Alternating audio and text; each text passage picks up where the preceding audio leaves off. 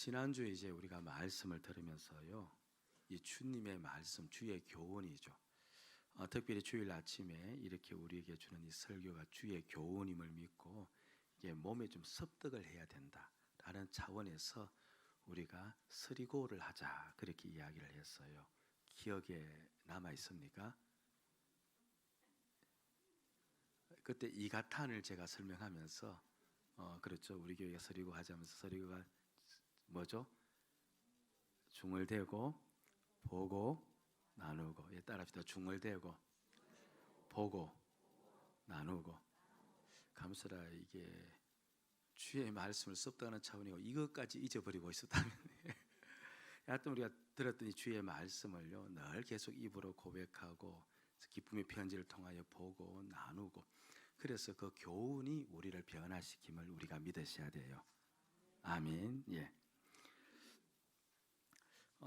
이제 오늘 읽은 이 본문은요, 내가 어떻게 바울이 내가 어떻게 구원받고 사도가 되었느냐를 설명해 주는 내용이에요. 바울이 왜 이 설명을 하느냐 하면요, 이제 성도들이 오해를 할 수 있기 때문에 그런 겁니다.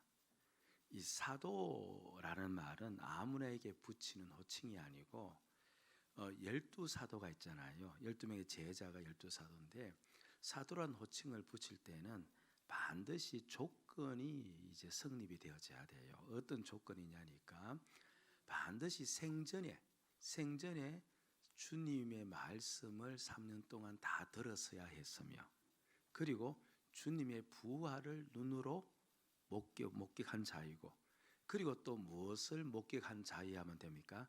주님의 성천을 목격한 자이야만 되었습니다. 그러니까 주의 말씀을 생전에 듣고 부활을 보고 성천을 본 그자만이 사도가 될 수 있는데, 근데 바울은 주님의 모습을 본 적이 있습니까? 없습니까? 살아있는 주님의 모습을 본 적이 없고 부활도 성천도 본 적이 없습니다. 사람들 기준으로는 무엇이 될 수가 없는 거예요? 사도가 될 수가 없는 겁니다. 그럼 사도도 아닌 자가 에베소 교회에 있는 다른 교훈 전하는 자들을 향하여서 너희들은 다른 교훈을 전하고 있고 오직 내가 전하는 교훈만이 바른 교훈이다 라고 이야기를 했을 때 그 사람들이 쉽게 그것을 받아들이겠느냐는 거예요. 이 모든 주님의 말씀을 맡은 자는 사도만 맡았거든요. 그런데 바울이 자칭 그들의 관점으로는 자칭 사도라 하면서 주의 말씀을 맡았기 때문에 내가 너희들에게 전하는 모든 교훈은 바른 교훈이고 너희들이 전하는 교훈은 다른 교훈이니까 그걸 전하지 말아야 된다라고 이야기를 하고 들었을 때 이들에게는 바울은 사도가 될 만한 조건과 자격을 갖추고 있지를 않은 거예요. 그래서 행여나 그들이 그렇게 생각할까 싶어서 나는 사도가 맞다, 그걸 이제 그들에게 설명을 해주는 그 내용이 오늘 본문이에요. 무엇을 설명해 준다는 거예요? 바울이 자신의 자신의 사도가 맞음을 이제 이해시켜 주는데, 그럼 무엇으로 이해시키느냐 하면요, 이거예요. 나는 오직 하나님의 은혜로 사도가 되었다. 그러니까 무엇으로 사도가 되었다? 하나님의 은혜로 되었다는 것을 강조하면서 나는 사도가 맞다, 이 이야기를 하거든요. 근데 우리는 지금 이 말씀을 들으면서 뭡니까? 이게 금방 매치가 안 돼요. 은혜로 구원받은 것과 은혜로 사도가 된 것, 이것이 무슨 자신의 사도임을 확증할 수 있는 것이 되어지느냐라는 생각이 드는데요. 은혜는 우리가 알고 있는 거죠. 사랑받을 만한 자격이 없는 자에게 하나님께서 베푸시는 사랑을 은혜라, 그렇게 이야기합니다. 여기 12절 말씀을 한번 보면요, 12절 같이 한번 크게 읽으면서 좀 주목을 했으면 좋을 것 같아요. 시작. 나를 능하게 하신 그리스도 예수 우리 주께 내가 감사하면 나를 충성되이 여겨 내게 직분을 맡기심이라. 저 뒤에 보면 내게 직분을 맡겼다는 직분은 사도 바울에게서 무슨 직분을 가리킬까요? 사도 직분을 가리킵니다. 그리고 앞부분에 보면 나를 능하게 하셨다고 하지 않습니까? 이 말은요, 제가 줄여서 이야기하면 주님이 나를 사도가 되게 하셔서 사도 직분을 감당할 수 있게 하셨다, 그 말입니다. 그리고 중간에 보면 나를 충성되게 여겼다는 말은 내가 충성하시는 모습을 보고 사도를 삼은 것이 아니고 그냥 저 바울을 사도 삼으면 앞으로 어떻게 할 것이다, 충성할 것이다 여겨서 그렇게 사도의 직분을 맡겼다, 그 이야기를 합니다. 그러니까 바울이 사도가 된 것은 바로 주님이 그에게 사도 직분을 주었고 충성하지도 않고 있는 그를 충성스럽게 여겨서 너가 장차 충성할 것이라 여겨서 미래를 내다보고 그에게 사도 직분을 주었다는 거예요. 그래서 순전히 누구의 은혜라는 겁니까? 주님의 은혜로 준 것이다, 그 이야기를 하는데, 근데 이걸 이제 계속해서 반복을 해요. 13절 말씀을 보면요, 내가 전에는 누구라고 이야기합니까? 비방자요, 박해자요, 폭행자였으나, 그렇게 이야기합니다. 그러니까 바울이 예수님을 만나기 전까지는 예수 믿는 사람을 모욕하고 헐뜯는 그런 사람, 내가 오히려 그들을 박해하였고 심지어 무엇까지 했다는 거예요? 폭행까지 했다는 겁니다. 실제로 맞아요. 그는 예수 믿는 자를 잡아서 돌로 쳐서 죽이는 그 일도 스스럼없이 한 겁니다. 그러니까 바울은요, 바로 예수를 만나기 전에 어떤 사람보다 예수님을 가장 적대시한 사람이에요. 사람들은 예수님을 믿지 않는 정도이지만 바울은 그 단계를 넘어서서 예수 믿는 모든 사람들을 예수 믿지 못하도록 중간에 서서 뭡니까? 회방 다 하고 다 가로막고 사람들이 예수 믿지 못하는 그 모든 행동을 이 바울이 전부 다 한 겁니다. 그러니까 다른 사람들은 예수 믿으라 했을 때 예수 믿지 않은 것밖에 없는데 바울은 그 단계를 넘어서서 아예 예수님을 없애려고 하였고 예수 믿는 자들을 없애려고 하면서 예수 믿는 걸 철저히 차단시키려고 했거든요. 그러니까 가만히 바울을 보면 자신은 죄인인 죄인인데 다른 모든 사람들보다 더 열심히 예수 믿는 걸 방해했으니까 나는 죄인 중에 누구라고 이야기해요? 괴수라, 그렇게 이야기를 합니다. 그런데 그런 그가 어떻게 예수를 믿게 되었으며 또 이렇게 성도를 사랑할 수 있게 되었는가 14절에 밝혀주고 있는데요. 자, 봅시다. 시작. 우리 주의 은혜가 그리스도 예수 안에 있는 믿음과 사랑과 함께 넘치도록 풍성하였다. 말은 조금 어려운데 한마디로 내가 이렇게 믿게 되었고 사랑하게 된 것은 무엇 때문에 그렇다는 거예요? 우리 주님이 나에게 베풀어 준 은혜 때문이다. 그러니까 주님이 나에게 은혜를 베풀어 주어서 사도직 주었고 사도직분 감당하도록 만들어 주었고 비방과 폭행자였는데 그런 나를 이렇게 사도직분 주게 된 것, 사도를 삼으신 건 순전히 무엇이다? 주님의 은혜 때문이다. 주님의 은혜로 인하여서 내가 이렇게 사도가 되었다라고 이제 바울이 이야기를 하는 겁니다. 네. 그런데 이제 이 듣는 사람들에게 지금 뭘 이야기하고 있는지 초점을 우리가 맞추셔야 되는데요. 듣는 사람들은 야 바울 네가 정말 사도가 맞냐? 그래요. 네가 사도가 맞아야 네가 전하는 교훈이 전부 다 바른 교훈인데 사도가 맞냐? 이렇게 나갔을 때 그거를 이제 걱정을 해서 내가 정말 사도인데 이거 자신의 사도임을 이제 나타내는데 그런데 나는 무엇으로 사도가 되었다는 것을 통하여서 자신이 사도가 맞다는 것을 입증한다는 거예요. 내가 주님의 은혜로 사도가 되었다는 것을 밝힌다는 겁니다. 그런데 가만히 보세요. 내가 은혜로 사도가 되었다라고 하면 이게 주관적이에요? 객관적이에요? 주관적이에요. 나도 그런 말 할 수 있을까요? 없을까요? 그렇죠? 은혜로 사도가 되었다. 이게 합리적이 아닌 거예요. 뭔가 객관적인 것이 아닌 겁니다. 누구든지 그렇게 말할 수가 있는 거예요. 그런데 바울은 그게 아니라는 거예요. 은혜로 사도가 된 그것이 가장 확실한 증거라는 거예요. 이해가 잘 안 돼요. 왜 그렇게 이야기했을까라고 했을 때요, 바로 이것 때문에 그렇습니다. 우리 주께서 모든 사람을 구원해서 하나님의 사역자가 되게 하는 방식은요, 딱 하나밖에 없어요. 무엇밖에 없습니까? 그가 잘나서 구원하고 그가 무언가 능력이 있어서 구원받고, 그게 아니죠. 모든 사람을 구원해서 그로 하여금 사역자로 삼는 방식은 딱 하나밖에 없는데, 다 무엇으로 하는 거예요? 은혜로 하는 거예요. 은혜로 하는 겁니다. 여기 15절 말씀 여러분 보세요. 15절 초뒤에 보면 어떤 말 나옵니까? 미쁘다 모든 사람이 받을 만한 이 말이요. 이 구절을 풀었으면요, 미쁘다는 이 말은 믿어야 한다는 말이요. 너희들은 믿어야 하는데 무엇을 믿어야 된다? 나의 이 말을 믿어야 한다. 너희는 반드시 믿어야 될 것인데 이 말을 믿어야 되는데, 그러면서 무엇을 믿어야 되는지 뒷부분에 설명해 놓았습니다. 무엇을 믿으래요? 그리스도 예수께서 죄인을 구원하시려고 세상에 임하셨도다. 예수님이 왜 이 땅에 오셨는가? 우리는 수도 없이 들어서 알고 있는 상식적 내용입니다만은, 그런데 바울은요, 이 말을 너무 강조하면서 이야기하고 있는 겁니다. 무엇을 위해서 오셨는가? 죄인을 구원하기 위해서 오셨다. 주님은 어려운 자를 구원하기 위해서 오신 게 아니다. 죄인이다.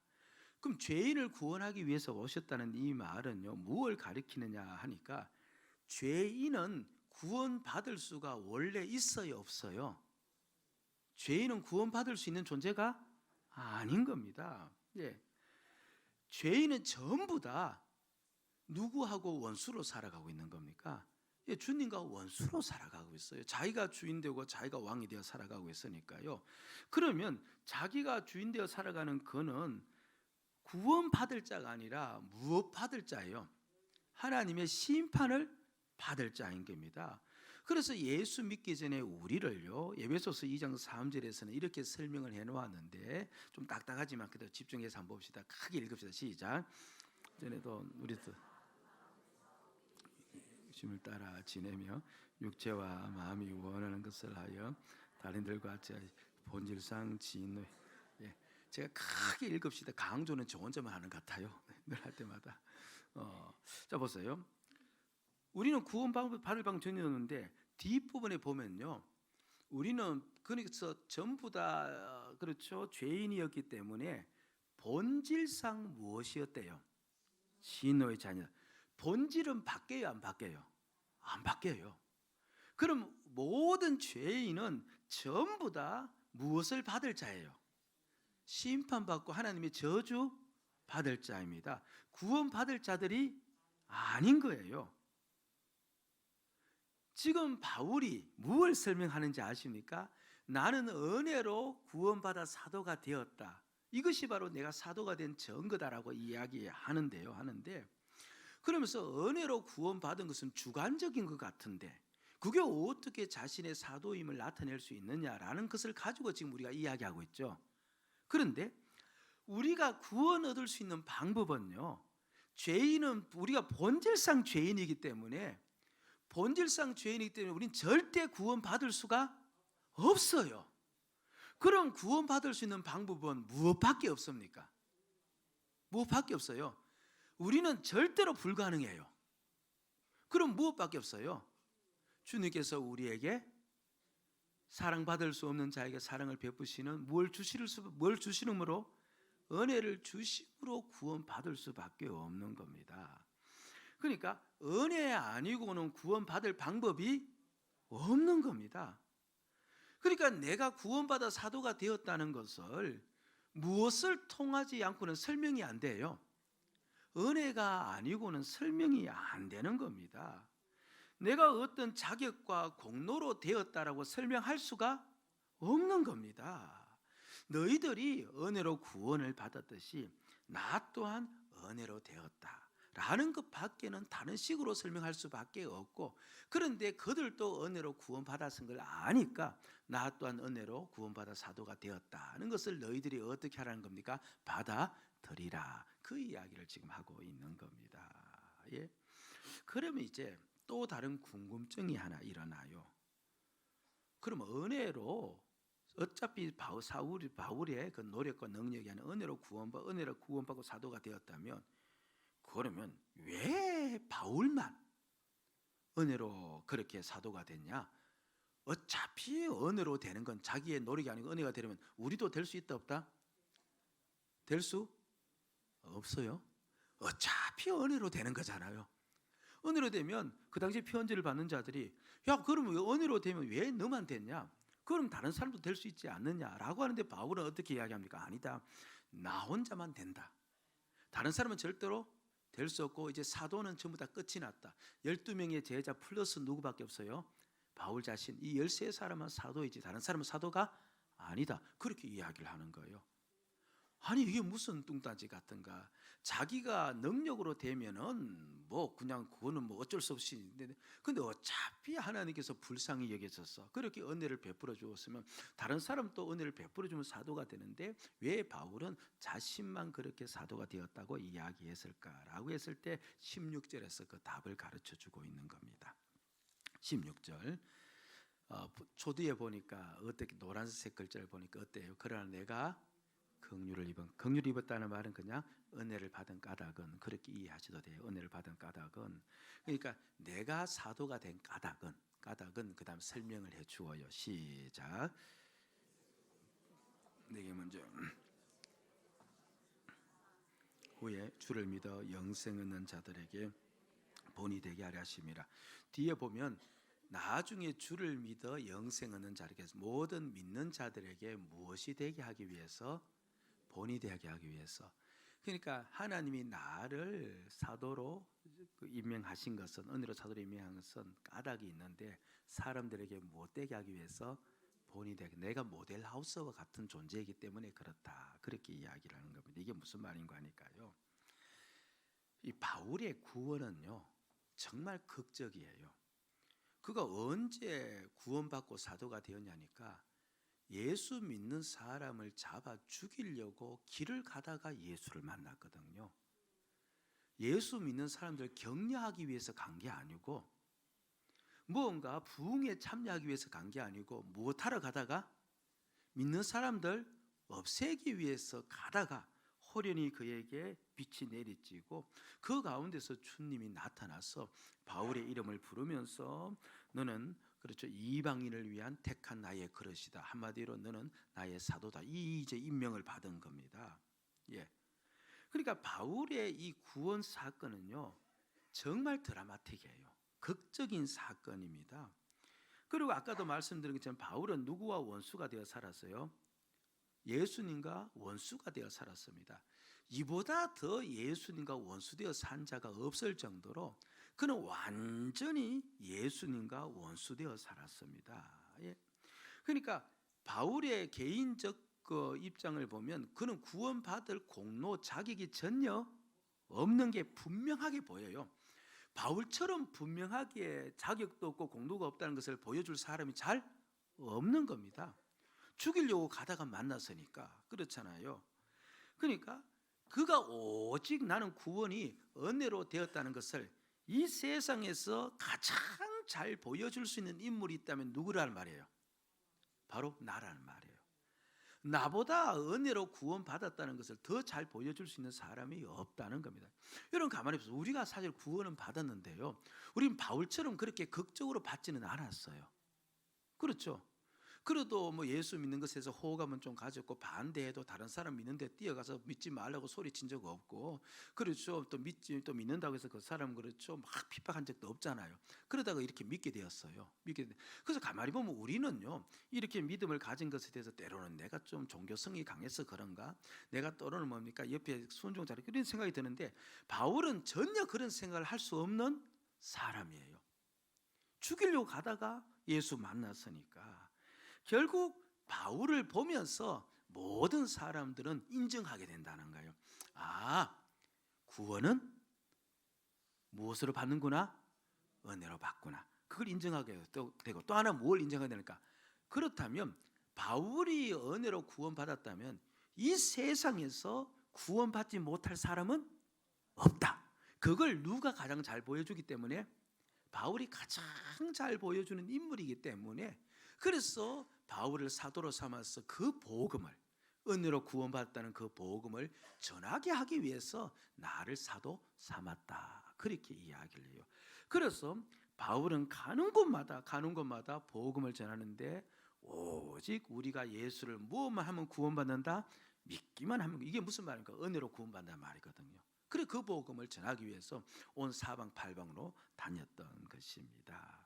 그러니까 모든 사람은 은혜로 구원받고 이 세상에 바울이 구원받았으면 구원받지 못할 사람이 없다는 것을 바울이 가장 잘 보여주는 모델이기 때문에 그래서 자신을 불러서 그 복음 전하려고 사도 삼았다. 그래서 내가 이렇게 사도가 되었다. 그 이야기를 하고 있는 겁니다. 이게 이제 본문의 내용이에요.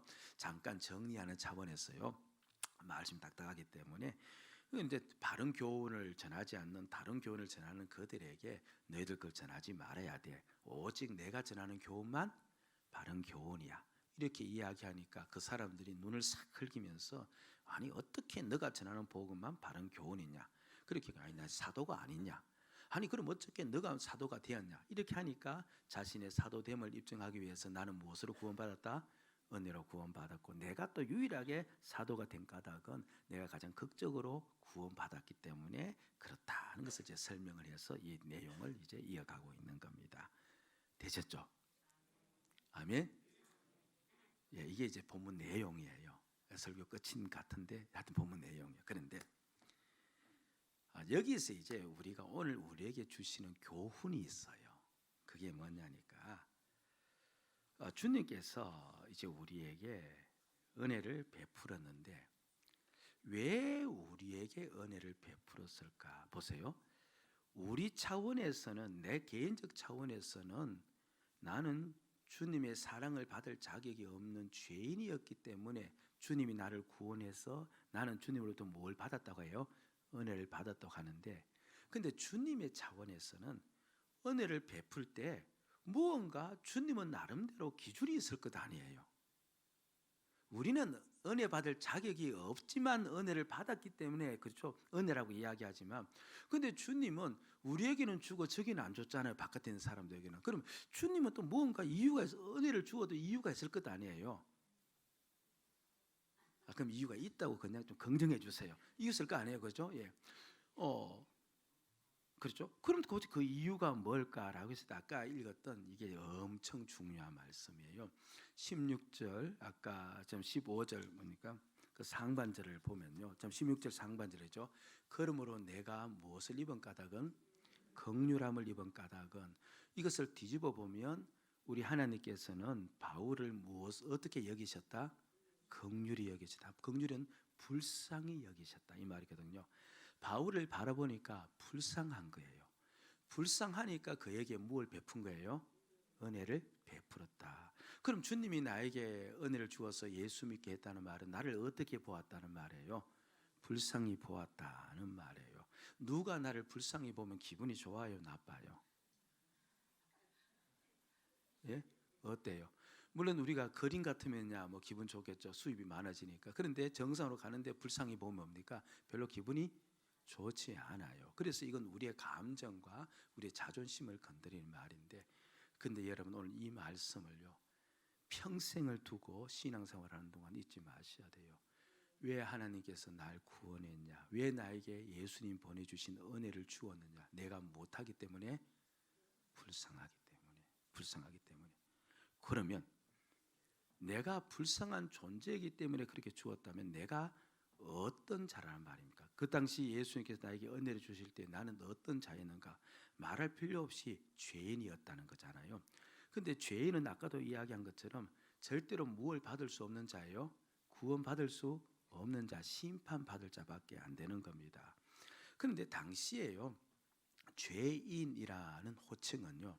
오늘 우리가 죄인이라고 할 때는 영적 개념만 가지고 이야기를 하는데, 근데 당시에는 죄인이라고 할 때는 그 부류가 있다고 제가 몇 번 말씀을 드렸어요. 다시 한번 상기해 보세요. 가장 멸시받고 불쌍한 사람들을 가리키는 호칭이었습니다. 세리가 죄인이었어요. 창녀가 죄인이었어요. 그리고 우리는 좀 이해하기 힘들지만 목동들이 죄인 부류에 들어갔어요. 왜 목동들이 죄인 부류에 들어가냐 하니까 주인 몰래 양을 훔쳐서 많이 팔아먹었대요. 그래서 목동을 이제 죄인 부류에 넣었는데, 여러분 예수님이요 태어나셨을 때, 그 구유에 태어났을 때 예수님을 태어남을 축하하기 위해서는 두 부류가 있잖아요. 목자가 찾아왔고 또 누가 찾아왔습니까? 동방 박사들이 찾아온 거예요. 우린 이 두 부류를 별개의 부류로 보는데 그게 아니에요. 목자들은 죄인이에요. 죄인이 찾아온 거예요. 그리고 이방인들은요 목자보다 더 못한 개와 같은 존재들이에요. 그들이 박사, 학사, 석사 상관이 없어요. 그들은 죄인보다 더 못한 자들이에요. 그들이 찾아온 겁니다. 그래서 예수님이 이 땅에 오신 목적을 그 두 부류를 통해서 밝혀주고 있는 거예요. 나는 죄인을 구원하기 위해서 왔다는 것을 태어날 때부터 밝혀 보여주겠는데, 그런데 그 당시 가장 멸시받는 자들이 세리였어요. 그렇죠? 세금 많이 징수해서 로마에 세금 갖다 내고 나머지는 자기가 착복했으니까 민족의 고혈을 빨아먹는 자 멸시했고, 창녀는 말할 것 없이 멸시했고, 목동은 인간 대접 못 받았어요. 그리고 또 누구를 죄인으로 했느냐 하니까요, 병든 자, 장애인들, 가난한 자를 전부 다 죄인 취급 다 해버린 겁니다. 왜 그랬냐니까 말씀드렸죠. 그 당시는 이분법적 사고를 가지고 있었어요. 유대인의 사고인데, 내가 하나님께 순종하면 뭘 받아요? 뭘 받아요? 복 받아요. 순종하지 못하면 그래서 내가 심판 받아요. 그러니까 내가 지금 뭔가 잘 되고 있으면 나는 뭘 했다는 거예요? 순종했다는 것이 되어지고, 내가 잘못되어져 있으면 나는 지금 하나님께 불순종하고 있다는 거거든요. 그런데 장애인들은 잘 될 가능성이 없어요. 그 당시 가난한 자란 말은 땅이 없는 자들인데, 땅이 없는 자들이 갑자기 땅이 생길 수가 없어요. 다 기업으로 준 것이기 때문에. 그리고 병들도 그 당시 고쳐질 수가 없었어요. 그러니까 그들은요 왜 그렇게 되었느냐라고 이야기했을 때, 그냥 이들은 모든 걸 다 종교적 관념에서 해석한 겁니다. 누구에게 불순종했기 때문에? 하나님께 불순종했기 때문에. 한마디로 뭘 받은 거예요? 심판받은 거예요. 그래서 그들을 보면서 그렇게 이야기를 한 겁니다. 그러니까 그 당시의 죄인은요 가장 불쌍한 자, 가장 멸시받는 자, 사람의 눈길조차 주기 싫어하는 자, 어느 누구도 닮기를 싫어하는 그런 자를 향하여서 그렇게 내세울 만한 것이 하나도 없는 자를 통틀어서 그냥 누구라고 불렀던 겁니까? 죄인이라 불렀고, 이것을 성경에서는요 한 단어로 표시를 해놓았어요. 상한 갈대, 그렇게 표시해 놓은 겁니다. 상한 갈대는 갈대가 상해버리면 아무짝에 설모가 없는 그런 존재를 표시를 해놓은 거예요. 예? 여러분, 그러니까 내가 누구냐면요, 주님이 그런 나를 뭐 어떻게 하셨다는 거예요? 불쌍히 여겼다는 거예요. 그렇기 때문에 불쌍히 여겼다는 거예요. 멸시받고, 그렇죠, 조롱받고, 한낱 가치도 없고 아무짝에 설모없는 나를 보니까, 우리 주님이 나를 보니까 불쌍하기가 그지 없었어. 우리에게 뭘 하신 거예요? 은혜를 베푸신 거예요. 그럼 오늘 우리가 가져야 될 인식이 뭐예요? 나는 어떤 출신이에요? 나는 죄인 출신이에요. 나는 아무짝에 쓸모없는, 그렇죠? 그런 곳에서 내가 구원을 받아서 오늘 이 자리에 온 거예요. 그러니까 내가 오늘 이 자리에 와서 사역을 감당하는 이, 그렇죠, 자리에 온 것도 전부 다 주님의 은혜라면, 나는 이것이 다 은혜라면, 나는 여전히 나는 뭡니까? 소용없는 자였고, 상한 갈대와 같은 자였고, 꺼져가는 심지와 같은 그런 연약한 자라는 것을 오늘 우리에게 일러주고 있어요. 여러분 보세요. 오늘 또 우리가 살아가면서 비록 우리 마음에는 동의를 하지 않지만요, 성경은 분명히 이야기하기를 우리가 하루하루를 살아갈 때 무엇으로 살아간다고 이야기해요? 은혜로 살아간다고 이야기해요. 은혜로 살아간다는 그 말 자체는 주님께서 오늘 우리를 보실 때 어떻게 보신다는 거예요? 불쌍히 보신다는 말이고, 우리는 여지없이 뭡니까? 주님 앞에서 아무짝에 쓸모없는 자라는 것을 인정하는 거예요. 그 인정, 그 인식이 오늘 우리에게 있어야 되는 겁니다. 예수를 믿으면서 이 인식이 없어져 버리면요, 신앙길이 그야말로 뒤틀려 버리는 겁니다. 그런데 오늘 우리가 교회 안에서, 우리의 또 사회생활 안에서 이 인식을 다 없애버리고 마치 자기가 무엇이나 되는 양 생각하면서 살아가는 그와 같은 신앙생활이 얼마나 많이 있는지 몰라요. 가장 좋은 예가 뭐냐니까, 내가 다른 성도를 평가하는 모습들이. 하나의 예를 들면 그렇다는 겁니다. 내가 기도생활 열심히 해요. 그런데 다른 성도가 기도생활 좀 게을리해요. 그러면 너는 왜 그렇게 기도생활 게을리하느냐, 그렇게 이야기. 내가 기도생활 열심히 하는 것도 오늘 성경 말씀에 근거하면 무엇 때문에 그런 거예요? 주님의 은혜 때문이에요. 그런데 그걸 잊어버리니까, 나는 그만큼 초라하고 불쌍해서 주님께서 나에게 은혜를 주신 것을 잊어버리니까, 내가 누구인지를 잊어버리니까 기도가 나의 공로가 되어지고, 기도가 나의 자격이 되어지고, 기도가 내가 내세울 것이 되어져서 누군가 기도하지 않는 사람을 보면서 왜 저 사람 저렇게 기도하지 않느냐고 우리가 혀를 차는 거예요.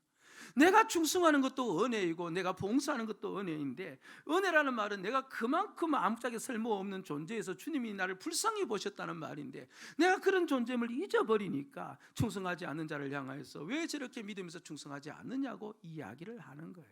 가정에서도 마찬가지입니다. 왜 당신은 그렇게 사느냐고 그렇게 이야기할 때 우리는 무엇을 잊어버리고 있는 겁니까? 내가 은혜로 구원받았음을 잊어버린 거예요. 주님이 나를 불쌍히 여기셨어. 저들은 놓아두면 죽을 수밖에 없을 같은 인생이었어. 그래서 내가 그에게 긍휼을 베풀어 주어서 구원했다는 그 사실을 잊어버리고, 우리는 마치 내가 가지고 있는 그 조그만 무언가 잘나 보이는 그것 하나 가지고 평가하며 살아갈 때가 너무 많이 있는 겁니다. 오늘 첫 번째 우리에게 주는 교훈이에요. 여러분들, 나는 은혜로 구원받았어요. 내세울 것이 없어요. 다른 사람을 판단할 수 있는 자격도 없어요. 나는 그냥 오로지 무엇만 구하며 사는 자예요. 주여 나에게 은혜를 베풀어 주옵소서. 그런 나약한 존재예요. 오늘 이 인식이 우리에게 있기를 주의 이름으로 축복드립니다. 아멘. 또 하나의 교훈은요, 내가 은혜로 구원받았음을 알면, 제가 빠르게 할게요. 17절 말씀입니다. 우리 같이 한번 읽읍시다. 시작. 영원하신 왕 곧 썩지 아니하고 보이지 아니하고 홀로 하나이신 하나님께 존귀와 영광이 영원무궁하도록 있을지어다. 결국 내가 은혜로 구원받았음을 알면 나는 무엇밖에 할 것 없다는 걸 안다는 겁니까?